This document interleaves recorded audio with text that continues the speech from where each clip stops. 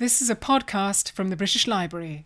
For more information, visit www.bl.uk/podcast. Good evening. Thanks for coming. The remote region known as Tibet, the country closest to the sky in some travel brochures, is famously of high altitude and rarefied air. Tibet is also well known for its rulers and people's interest since the 7th century CE in Buddhism, gradually developing into the cultural phenomenon known as Tibetan Buddhism, now a global phenomenon, with Tibetan Buddhist centers in every continent and in many major cities, and translation publishing houses in Europe, North America, and Australasia. For those not familiar with Tibetan recorded history, it begins with the introduction of a written script in the early 7th century, during the period of a Tibetan imperial military dominance, stretching at various times from a capital of China at the time, Chang'an, Xi'an, to the Ganges. This gives an indication of the extent of the empire at some times, not at one time, not all the time, for this whole period. An empire maintained for 200 years requires long-distance communication and organization, and laws are necessary to maintain cohesion. Regarding such administration, the founding figure of the Tibetan Empire is Songtsen Gampo, 569 to 649, claimed to be responsible for introducing the writing system, the Buddhist religion, and a legal and an administrative schema. Eventually elevated to deification as an emanation of the compassion figure Avalokiteshvara, Songtsen Gampo's life and influence has assumed legendary status. This process of elevation to cultural hero, indeed even apotheosis, began before the end of empire in the mid-9th century and received additional impetus in Tibetan historiography during the revival of Tibetan interest in Buddhism in the 11th and 12th centuries. Vide works from that period, such as the Kachram Kalkoma and the Mani Kabum, claim to be rediscovered imperial texts known as terma, treasures. Building on this treasure literature, claiming to be rediscovered from imperial histories, a history of the imperial royal lineage was composed in the 14th century in Tibet, commonly known as the Rgyal Sawi Melong, translates as a clear mirror of the royal lineage. British Library has a manuscript copy of this work, probably created in the 19th century, although it could be earlier. We don't have a precise dating for it yet. And this is the manuscript in question, title page, and then an enlargement here of the title, and then the author attribution here. The full title seen here is Chujongwe Jalpo Songtsen Gampo La Sokpa, Berji Churjal Rimpa Jumpa Namchi Nampata, Chujong Sawi Melong Shejal Shuk Soha. Across the top there. Although the scribe actually left out, this goes up in there are little dots that show that it was omitted from the title. And then the author ascription, the author is acknowledged below the title with Dorji Zempa Chempo Sakyapa Sonam Jaltsen Gi Zepa Geo. So the translation of the title, the translation I give, is biographies of the sequence of Tibetan Dharma Raja, Buddhist kings, such as the Buddhist Dharma protector King Songtsen Gampo, a clear mirror of doctrine's history. And then for the author, a virtuous work of the great Vajradhara, the Sakyapa Sonam Gyaltsen. And the colophon, often very important in Tibetan works for information about the provenance, not the provenance, but the authorship of the work, confirms the author as Sonam Gyaltsen in red ink, just here. I would add that there's some discussion among scholars as to whether he actually wrote it, but we can't go into that. The date of creation of this manuscript is not yet determined, probably 19th century. The date of composition is given as the Earth male dragon year, which either corresponds to 1328 or 1388. But scholars have hitherto posited from internal evidence that this is a scribal error and should be the Earth monkey year of 1368, because the author either he was 16 or he was dead. So there's a slight problem there. Although, yeah, every example we have of this work, it always gives the same year. So it's a bit tricky saying it's an error all the way through. This work was purchased from Lawrence A. Waddell in 1898 on May the 20th. And it was bound and given the shelf mark OR, short to OR, 5351. I would just add that it seems to have been inert for 100 years, because it's only just recently, this year, we started looking at it. No scholar seems to have looked at it at all. So it's a little bit, well, it's surprising. I mean, there have been some exhaustive studies on the history of the work itself, but there's been no mention of this. I don't think anybody knew about it, this manuscript.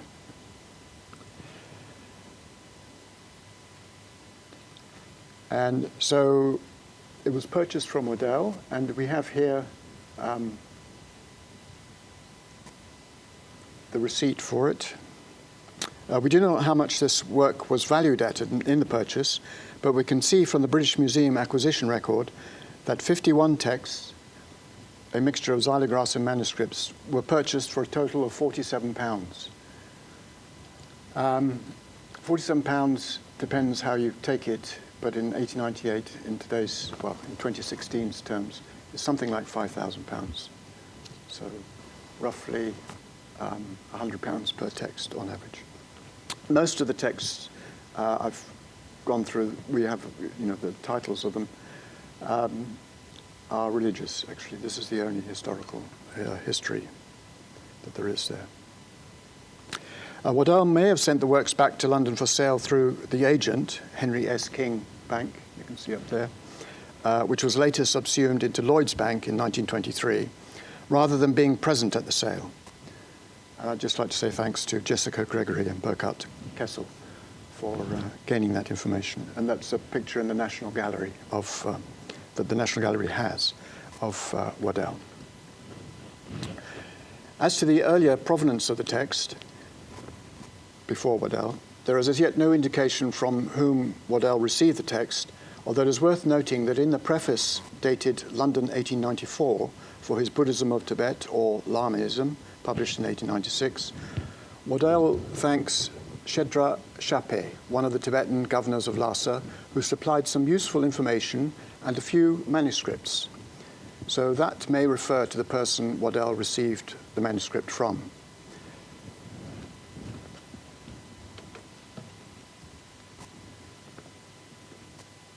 Shatra Shape can be identified as Peljor Dorji, 1860 to 1919, a modernizer in Tibetan politics, who by 1913 was a Tibetan prime minister at the Simla conference.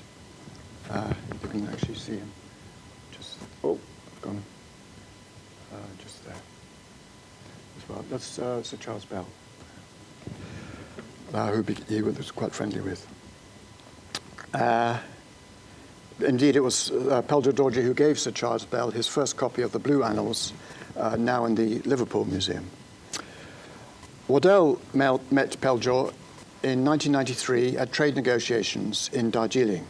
However, we cannot say for sure whether the work was obtained from this source.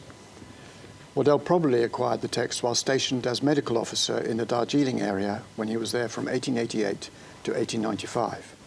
He refers to Glerab Sawe Melong in his 1986 Buddhism of Tibet, page 21, translating the title as Mirror of Royal Pedigree, and calls the work a vernacular history, but makes no direct quotes, translations, or references from the text.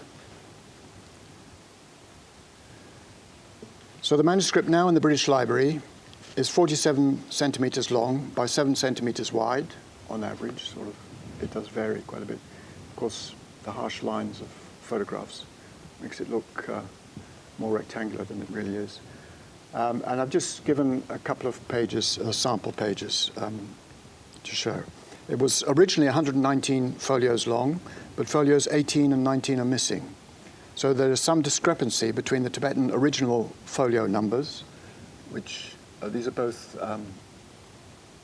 verso, so they don't have the number. The numbers are on recto, as we'll see in other illustrations.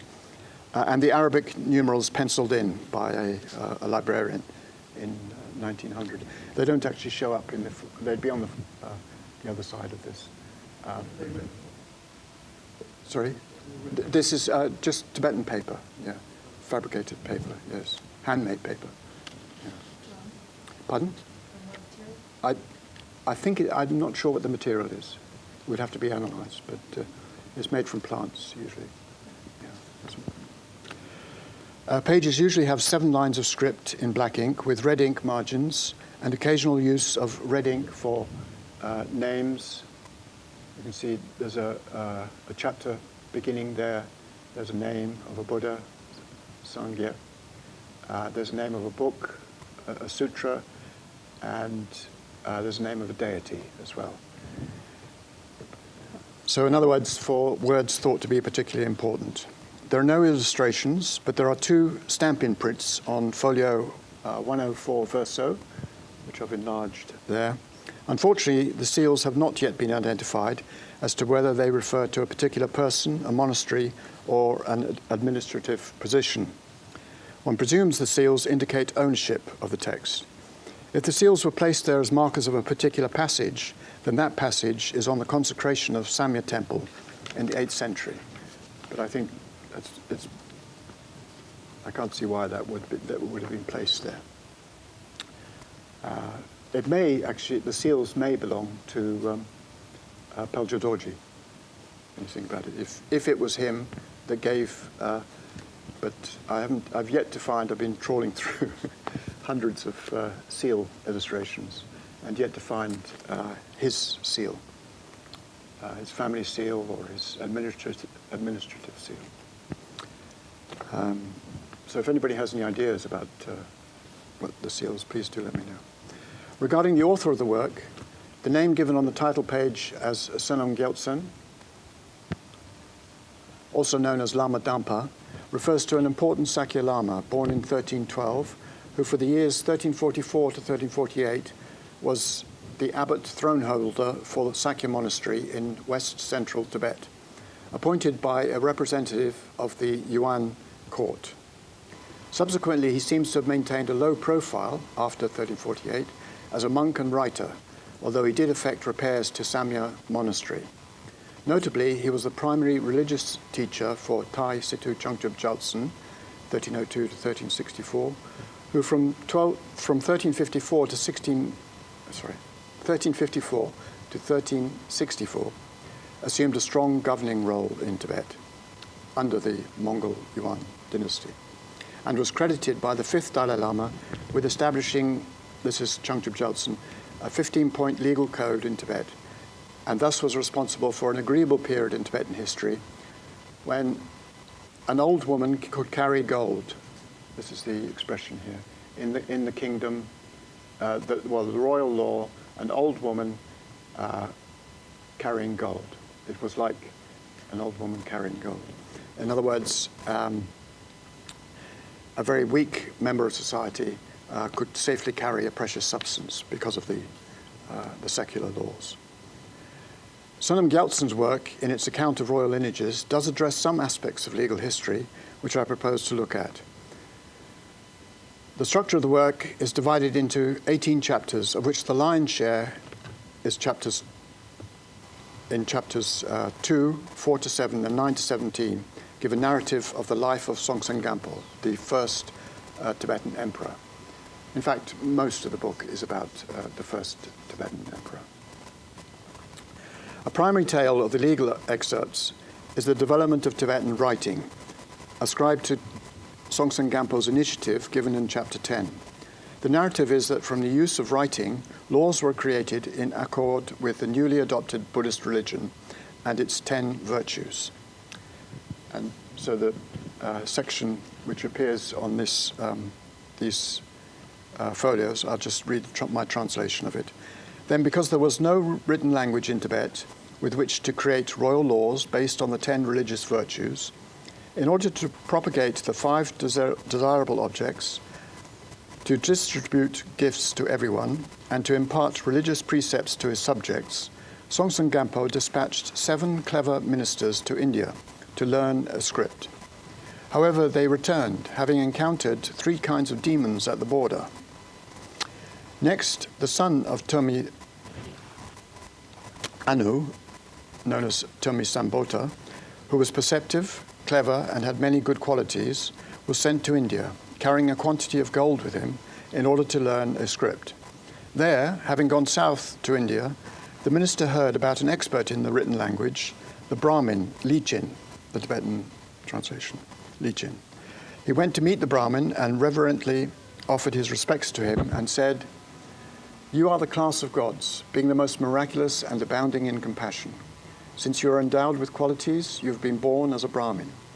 By virtue of these endowments, which have been refined in previous lives, accomplished in scripture, logic, and written language, you, great Brahmin, knowledgeable and learned, please be considerate and listen to me. I am a minister from Tibet, a barbarous borderland. My king is Mahakaruna, the deity of compassion, who assumed the throne at the age of 13. When he was sitting on his bejeweled throne, in order to satisfy his subjects with religious doctrine and to create the royal law of the 10 virtues, since the custom of writing was absent in my country, he entrusted a large quantity of personal gifts to me and sent me to your country to learn the written language. So, learned one, please teach me grammar and letters without holding anything back." The entreaty to the Brahmin is successful, and the tale goes on to recount that after studying with the Brahmin Lichin, Kamshadatta, Tomi Sambota systematized the 50 Indian letters into 30 Tibetan letters, and further learned grammar from a Pandita, Larik Sengi, Deva Vidya Simha, then returned to Tibet. Among the 300 ministers of government, it seems that 100 ministers convened to make the laws of government. From Sisya, as Tangut, as we know it, we're taking examples of handicrafts and arithmetic. We go on to the next folios here. From India in the south, religious texts were translated. In the west, from Sokpo and Nepal, treasuries of food, wealth, and luxuries were received. To the north, from Mongolia and Uyghur, laws and the organization of labor were taken. In this way, by dominating and profiting from what lay in all 4 directions, the king ruled over half the world. Tunmi Sambota,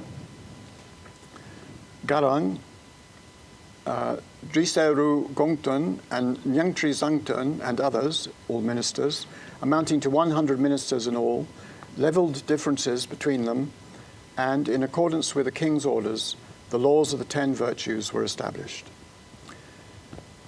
These 10 virtues are the Buddhist author's reference to abjuring the 10 bad actions of the Buddhist moral code. The 3 physical acts of killing, stealing, or engaging in sexual misconduct. The 4 of speech. The virtues are not lying, not slandering, not gossiping, or not using hurtful speech. And mentally, not to be greedy, malicious, or to have heterodox views. However, in the ensuing passage, the first part starts with secular concerns. Rewards are to be given to the good, punishment to be inflicted on the bad, the high to be subdued by laws, the low to be protected by various means, the bodyguards to be divided into 4, the highland water to be collected in reservoirs, the lowland water to be conducted in channels, weights and measurements to be established, fields to be divided into plots, men to be taught to write, horses to be marked, exemplary customs to be established, those who instigate quarrels to be punished, proportionate compensation to be paid by those who kill, thieves to pay back eightfold, making 9 with the object itself, those guilty of sexual misconduct to be banished, having had limbs cut off, and liars to have their tongues cut. In other texts, it does the punishment for sexual misconduct is for minor limbs to be cut off, not a whole leg or something.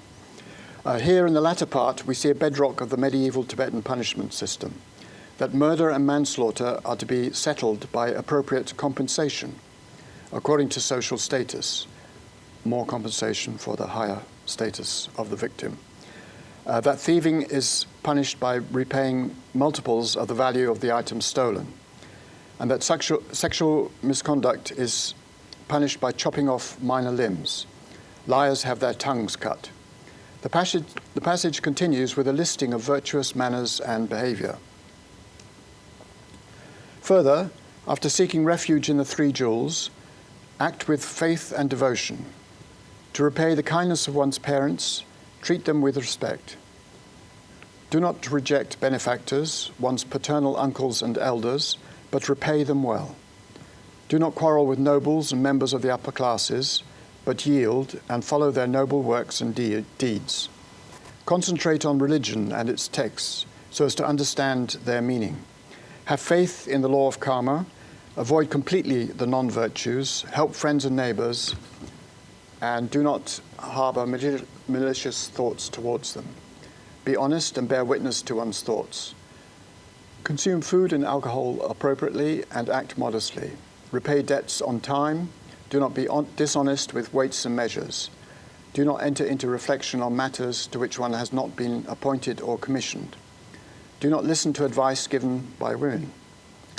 Sorry about that. But act independently. If a case is incomplete because the facts are not certain, a legal case is incomplete because the facts are not certain, take the local and protected deities as witnesses and swear an oath. Using the 10 virtues as examples, 20 Tibetan laws were established at Shomara.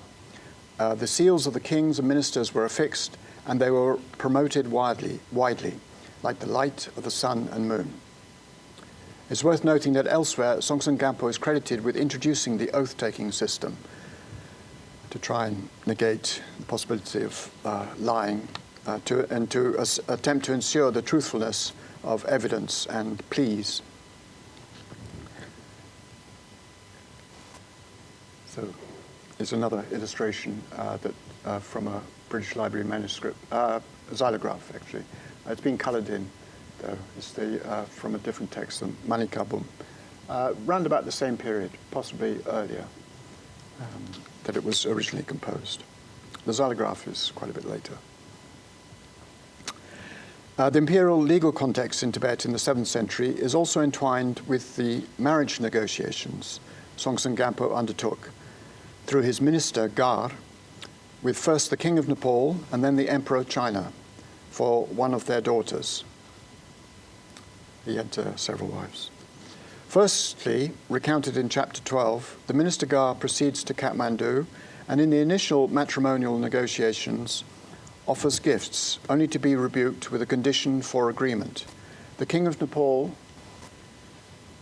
states to the minister, ask if he, your king, Songtsen Gampo, is capable of enacting laws in accordance with the 10 religious virtues. If he is, I will give the princess. If not, I will not give her. The minister then hands the Nepalese king a letter from Songtsen Gampo in which he praises the king for possessing the law of the 10 virtues, acknowledges that Tibet is a barbarous borderland which does not have such laws, and promises that if the king grants him the princess, Brikuti Devi, he will enact laws based on the 10 virtues. Eventually, agreement is reached for the princess to go to be married in Tibet, and the princess asks her father how she should behave. She wasn't too pleased about it. first. But the king has been won round by this time. And the king talks of the qualities of Tibet, its natural resources, the fact that the Tibetan king is an emanated deity, and says that although the Dharma is lacking, Tibet possesses a code of law.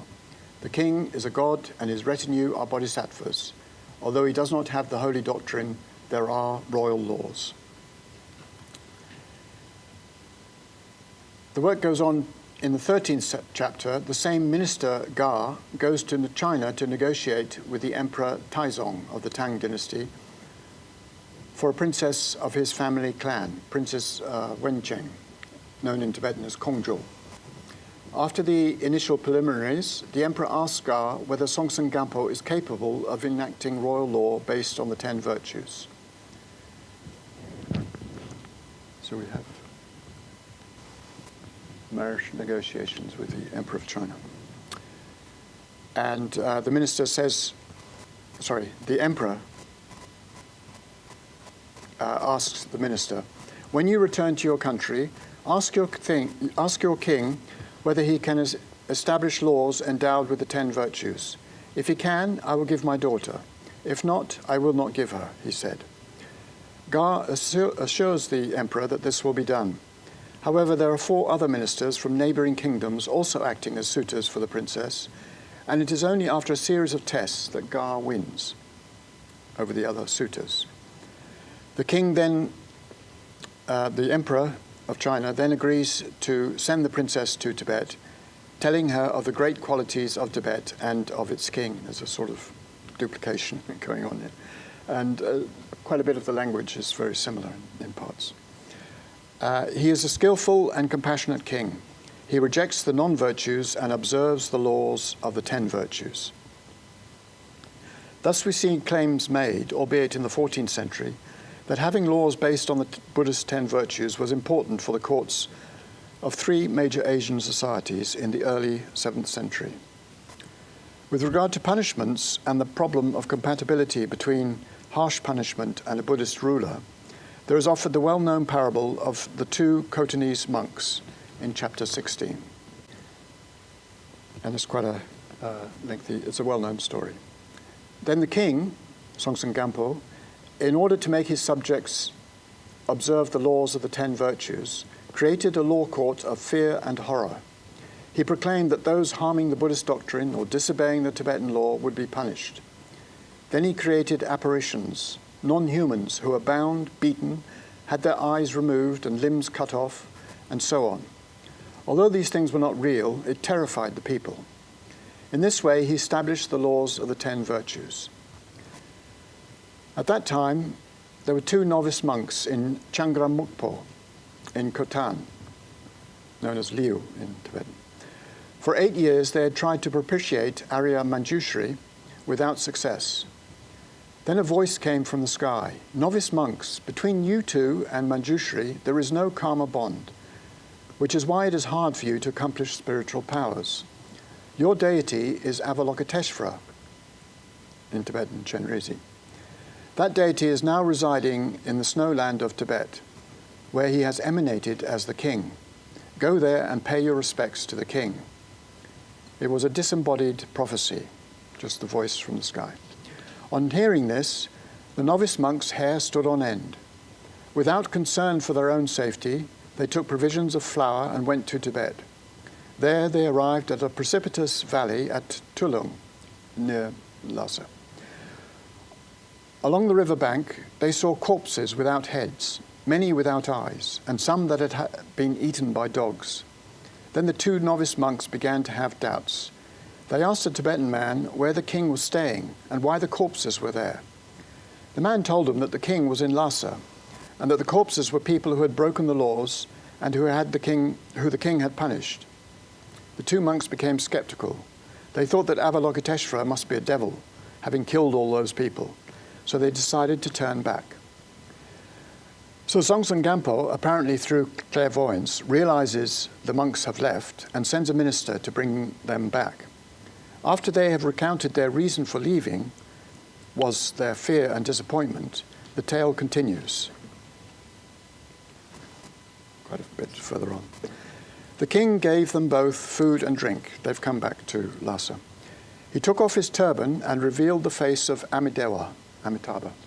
And you can see this is a statue in the Patala in Lhasa. And there's it's a rather sweet statue of Amitabha, a Buddha of the Western realm. He said, "I am the king of Tibet, the great compassionate one. Ever since establishing royal power, I have cared for sentient beings by leading them to the path of liberation and enlightenment.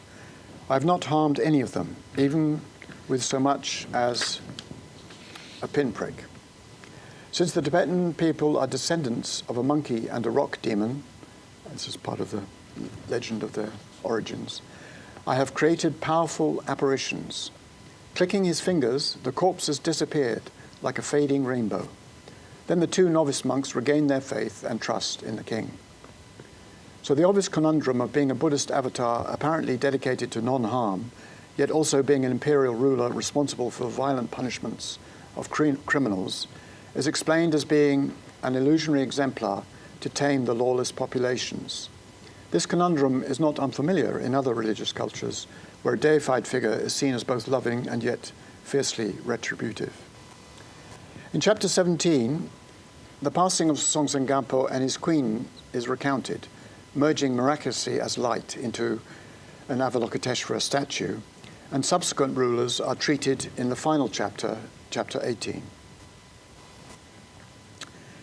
In particular, the reign of Emperor Trisong Detsen is stated to have begun when he was 8 years old under the regency of Minister Mashang, who was opposed to Buddhism. And we're now in the late 8th century. And the text says, the ministers were displeased with Buddhist doctrine and passed laws prohibiting the practice of Buddhism. This is while the emperor was just a child. Later, the minister was murdered, and as the emperor had reached majority, it was possible for him to invite Buddhist scholars such as Shantarakshita and Padmasambhava to help re-establish Buddhism in Tibet. When Shantarakshita arrived at the palace, the king was in a slightly disheveled state of dress, which Shantarakshita interpreted as follows. "O king, the fact that you are wearing a turban on your head indicates that in the upper land of Ngari, like your hat, the law is established. The fact that you are wearing slippers on your feet indicates that in the lower land of Dokam, like your boots, the law is established. The fact that you have not tightened your belt around your body means that here at the center, the law is in danger of being quickly destroyed." However, eventually, the king exerts a firm rule. And after Trisong Detsen's death, probably around 800 CE, the reign of his successor, Munitsempo, is covered. However, on folio 108, verso, there's a curious omission of a long passage. Of course, we can't see it because it's omitted, but here we have, it goes along line 1 here, and then there's a little mark there, and this mark refers to this note by the scribe. And the jump here is actually the equivalent of 2 folios, really. And this may help us understand which xylograph this was copied from, if it was copied from a xylograph, because the 1478 xylograph produced in Lhasa, of which there's only one copy, as far as we know, in St. Petersburg, and it's a poor copy as well, poorly printed. It corresponds here exactly to the ending of one. Oh, I seem to have lost my light. Yeah. Ending of one page and the beginning of two folios later. So one suspects that the scribe missed it out without realizing it and without paying attention to the numbers. So between line 1 and 2, the text jumps two folios further on. In other words, there's a jump from the reign of Munit Sempo, and then it goes right back to the reign of Songtsen Gampo, dealing with Chinese sources on Songtsen Gampo. The author does go back to dealing with Chinese sources, which is, I mean, it's very strange if you read it just straight through. Of course, seeing the small writing here of what the scribe has written, I immediately realized something was up, so I didn't get too confused about it. And so the piece that the scribe has added in line 3 says, from here, I've enlarged his interpolation there. And, oh, you've got it there as well. From here, there seems to be a section that is not complete. In the original text, it is not clear from here on. This is about earlier ancestors and seems to come from earlier sources. Please check it. And he uses, in the look at it, he uses the honorific. So perhaps he was asking his sponsor or teacher or whomever to look at it. But it definitely uses the, it's not a note to himself. He uses the honorific form of the verb.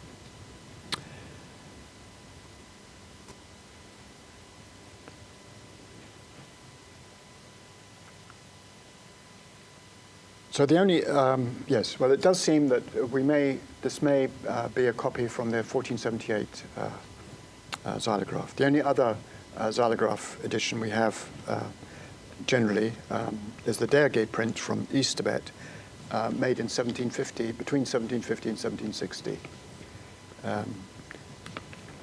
of which British Library has 2 copies. This one belonged to Yeshke, famous for the Tibetan dictionary. He used it for references in his dictionary. And although the rest of the text is fairly clear, it's just the title page, unfortunately. And here's the same text, slightly enlarged. Not the same text, but it's a copy of the same xylograph print, which belonged to Teichmann when he was exploring East Tibet, which is also in the British Library. I just give it to show that it's clearer. And you can see how the title is much shorter and has changed. This is 400 years later. Incidentally, oh yes, that's Yeshke.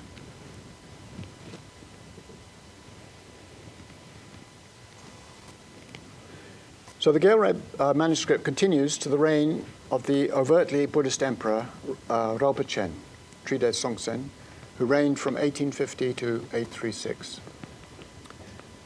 And it says of him that he systematized both the religious and royal laws, the secular laws, honored his ancestors' temples at Lhasa, Samya, and Kachung, and established all Tibetan people in the legal system of the 10 virtues, so that theft, robbery, and fraud were eliminated. However, the situation changed after the king was murdered by 2 ministers, and the text tells us that the empire started on its downward trend, so to speak. Then the power of the rulers diminished like the falling waters in winter. The secular laws based on the 10 virtues went into decay like a sheaf of rotten winter fodder. The subsequent emperor, Langdama, was also assassinated in 842. The empire went into decline, and the Buddhist influence in Tibet waned until the revival in the late 10th and 11th centuries, particularly with the invitation to Tibet of the Bengali Atisha, who arrived in 1042, which is where the text actually ends. Thus we see an account written in a turbulent 14th century, in a Tibet under the yoke of Mongol rule, looking back primarily at the rule of a great emperor, Songtsen Gampo, 700 years earlier, when writing was established, Buddhism was introduced, temples built, laws were claimed to be established under influence by the foreign religion, and thus the emperor was seen as on a par with the civilized rulers of neighboring Nepal and China. The library's Gyal manuscript, hitherto not figuring in scholar's study of the work is a useful part of the library's collection. My initial investigations indicate it may have come to the library via a future Tibetan Prime Minister, Longchen Kshatra Pelgyu Dorji, and that it may well be a copy of a rare 15th century obscure print. It certainly warrants further detailed study. Thank you for listening.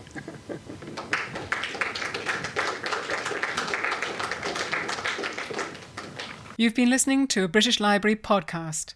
For more information, visit www.bl.uk/podcast.